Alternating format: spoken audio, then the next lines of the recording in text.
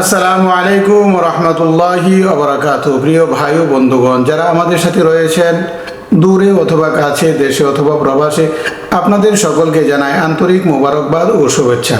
প্রিয় ভাই ও বন্ধুগণ, যারা আমাদের ভিডিওটি দেখতেছেন, আপনাদেরকে আমাদের চ্যানেলটি সাবস্ক্রাইব করে রাখার জন্য আপনাদেরকে বিশেষভাবে অনুরোধ করছি। প্রিয় ভাই ও বন্ধুগণ, আমরা অনেক সময় আমাদের পিতামাতা, ভাই বোন, আত্মীয় স্বজন এন্তেকাল করলে আমরা অনেক সময় কবর জিয়ারত করতে যাই।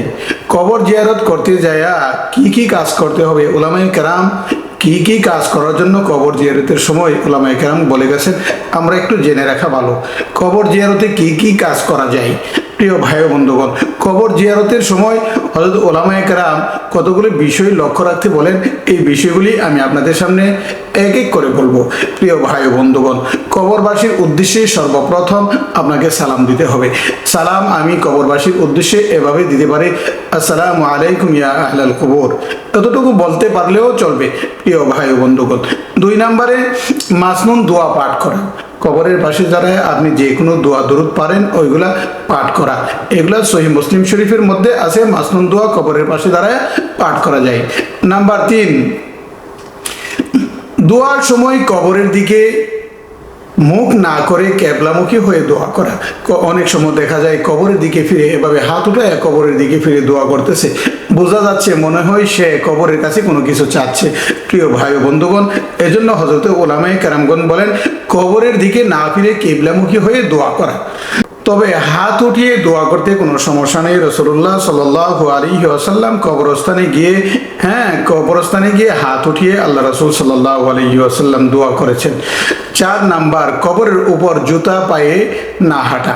জুতা পায়ে দিয়ে কবরের উপর না হাঁটা, এটাই উলামায়ে কেরাম গণ বলেন যে এটা কবরস্থানের জন্য একটি আদব। প্রিয় ভাই ও বন্ধুগণ, 5 নাম্বার, কবরের উপর না বসা। অনেক সময় দেখা যায় কবর পাকা করে রাখছে, অনেকে ওই কবরের উপরে পা তুইলা বসে রয়েছে, এটা একটা বেয়াদবির মতো দেখা যায়। এজন্য কবরের উপর পা তুলে না বসা, কবরের উপর না বসা।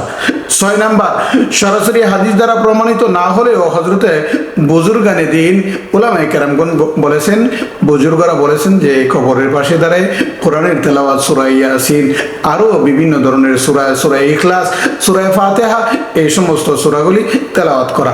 প্রিয় ভাই ও বন্ধুগণ, তখন আপনি যে কোনো ভাবে আল্লাহ পাকের কাছে দোয়া করতে পারবেন। আল্লাহ পাক রব্বুল আলামিন আপনার দোয়া হতে পারে, আপনার এই দোয়ার দ্বারা, মোনাজাতের দ্বারা কবরবাসীকে আল্লাহ তাআলা মাফ করে দিতে পারবেন। প্রিয় ভাই ও বন্ধুগণ, তাই কবরবাসী আমাদের কাছে চাইতেছেন, আমরা তাদের জন্য দোয়া করব এবং আল্লাহ পাকের কাছে ক্ষমা চাইব যে আল্লাহ, কবরের জগতে যারা শুয়ে আছেন সমস্ত মুমিন মুসলমানদেরকে আপনি মাফ করে দেন। এই জন্য কোনো ব্যক্তি যদি তার মৃত পিতা মাতার জন্য এভাবে কবর জিয়ারত করে দোয়া করে, আল্লাহ পাক রব্বুল আলামিন তার কবরে তার সন্তানের নেক আমলের কারণে তার মর্যাদা আল্লাহ তাআলা বৃদ্ধি করে দিবেন।